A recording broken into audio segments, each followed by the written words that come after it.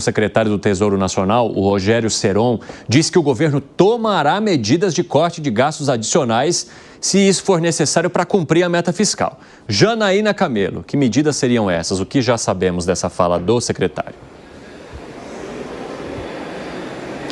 Pois é, Evandro, o secretário ele disse que no momento o Ministério da Fazenda está trabalhando em um balanço sobre as medidas que já foram aprovadas no Congresso, as alterações que já foram feitas, para aí analisar se precisa haver uma medida adicional para o cumprimento da meta de 2025, que tem déficit zero, né? Assim como foi no ano passado, em 2024, tem déficit zero.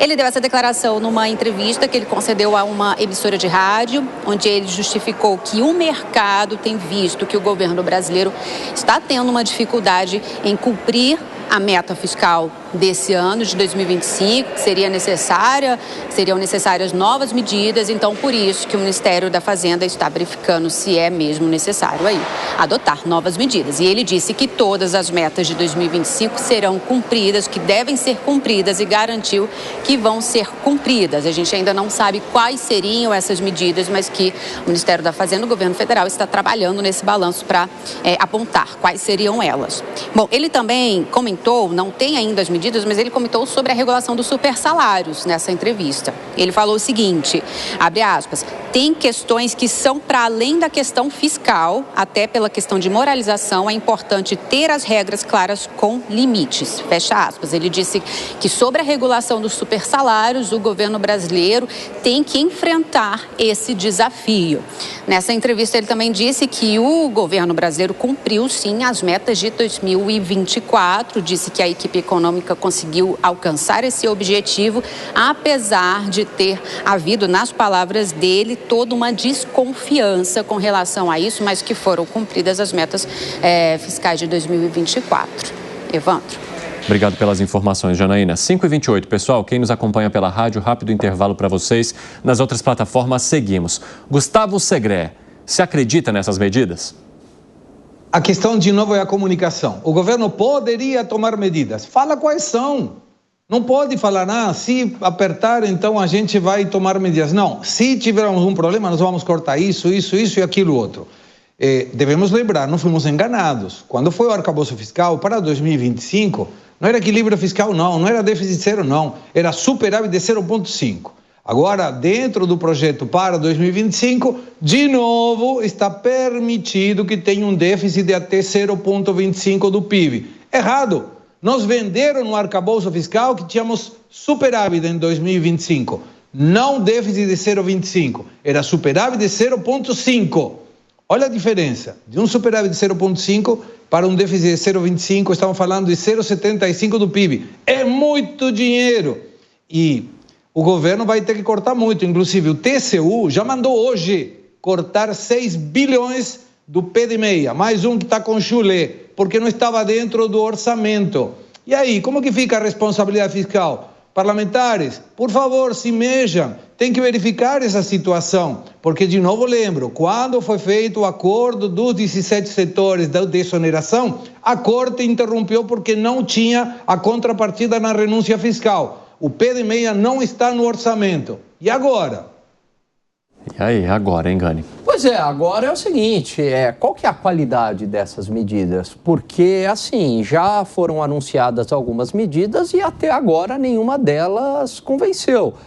A começar pela PEC de transição, depois o arcabouço fiscal, depois o famigerado pacote fiscal. Nada disso trouxe uma percepção de redução do gasto público. Muito pelo contrário, houve um clima de incerteza, essa incerteza foi para preço, o dólar subiu, os juros futuros subiram, a taxa Selic prevista para esse ano é em 15%, então anunciar que vai ter medida fiscal a qualquer momento, ok. A questão é a qualidade desta medida, porque até agora não convenceu o mercado. Ô Fábio Piperno, você entende que o governo erra ao falar que vai tomar determinada decisão, mas não fala o quê, não afirma quando e nem de que maneira que essa decisão seria necessária, a partir de qual situação? Ou seja, algo mais técnico, pragmático para quem acompanha e tem expectativa por corte de gastos aqui no país? Bom, nesse caso, eu acho que o governo anunciar que vai tomar alguma medida, alguma outra decisão, eu acho uma sinalização importante, sim. E essas medidas, elas devem estar em gestação. Veja, hoje, eu estava lendo uma entrevista de um banqueiro, André Esteves, né, o Alan conhece muito bem, banqueiro importante no Brasil, né, dono do BTG, Pactual e tal, está lá no Fórum Internacional. Aí ele diz o seguinte: problema de dívida do Brasil é pequeno e só requer alguma disciplina. E aí ele diz aqui: não temos déficit relevante em conta corrente e temos reservas internacionais altas. Não vejo nenhum grande desequilíbrio macroeconômico. Só precisamos ser um pouco mais disciplinados para abrir algum espaço para investimento público que ainda é muito pequeno. Então, veja, é fato que hoje a questão dos desequilíbrios fiscais é um problema, né, quase que mundial. Muitos países importantes do mundo têm isso. E o do Brasil, ele vai sendo diminuído, ele vai sendo reduzido a cada ano. Tomara que nesse ano o Brasil possa terminar não com zero, e aí eu concordo com o Segré, mas com algum superávit fiscal, sim. Isso é fundamental até para dar essa sinalização. Fala, Segré. As medidas essas do controle e o valor que pode ficar superávit ou déficit, estava atualizando agora, queimadas não entram, Vale Gás não entram, as enchentes do Rio Grande do Sul não entram na conta o déficit. Assim, qualquer déficit vira superávit. Déficit é déficit, e mesmo que tenha uma maquiagem contábil, vai ser preciso financiar. Eu não concordo com Esteves do BTG por uma questão muito simples, e concordo sempre com essa afirmação que Alan Gani faz tempos em tempos. Olhemos o déficit nominal, porque o fiscal é maquiagem, é conta, é contabilidade criativa. O fiscal, na parte nominal, é aquele que nós vamos ter que pagar. E quando você tem hoje mais de 1 trilhão de déficit nominal em termos absolutos, estamos falando de reais, perto de 9% em termos do PIB, isso para mim é preocupante, não é uma questão simples, as contas estão bem. Não estão bem não, e a previsão de crescimento agora com a Selic vai aumentar a taxa de juros através da qual está atrelada a dívida pública. 50% da dívida pública brasileira está atrelada a Selic. E o Tesouro não consegue colocar nenhum título que tenha um valor menos de 7, 8% sobre a taxa de inflação. É muito caro. Então, para mim está sendo meio que minimizado o problema fiscal. Não é minimizado, não. Tem que ser muito cuidadoso com isso. Que foi, Piper? Claro, tem que ser cuidadoso. E é muito importante quando um banqueiro desse tamanho faz esse tipo de avaliação, porque é o seguinte: qualquer pé de chulé do mercado que aparece lá, o turma dos Faria Lima de cabelinho que já faz previsões catastróficas. Hoje mesmo tinha porque eu estou guardando, é sério mesmo, agora eu estou me dando o trabalho de guardar algumas colecionador. previsões. Agora eu estou colecionando. Hoje mesmo guardei mais uma para conta. Um sujeito lá que fala, de uma corretora aí e tal, ele fala que esse ano o dólar vai chegar a 7 e a inflação vai ser de 6 para cima.